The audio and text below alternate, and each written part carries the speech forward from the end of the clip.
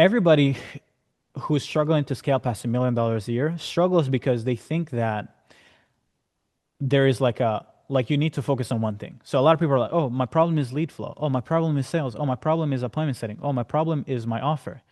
Actually, your problem should be everything. So therefore, one of our idea was that for someone to build $1 million of business, they need to put together an infrastructure that makes it inevitable, unreasonable for them not to build $1 million a year business. And what does that look like? You need to have an offer.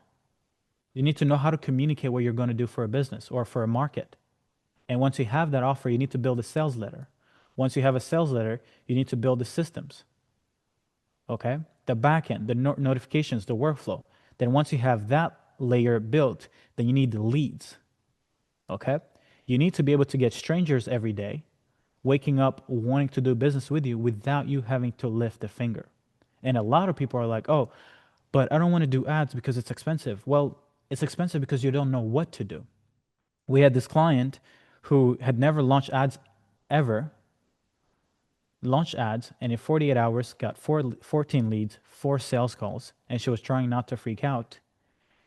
But the most important part is that she only spent $66.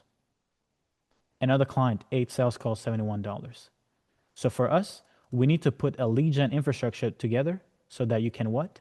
You can have lead flow coming in without you doing anything. Same thing, appointment setting. You need something to convert all that attention into appointments and get people to show up. Last but not least, you need to be able to close deals. And there is a specific way to go about selling these high ticket deals. Otherwise, if you don't have the right sales playbook, you're not going to get a stranger to give you $9,000, $5,000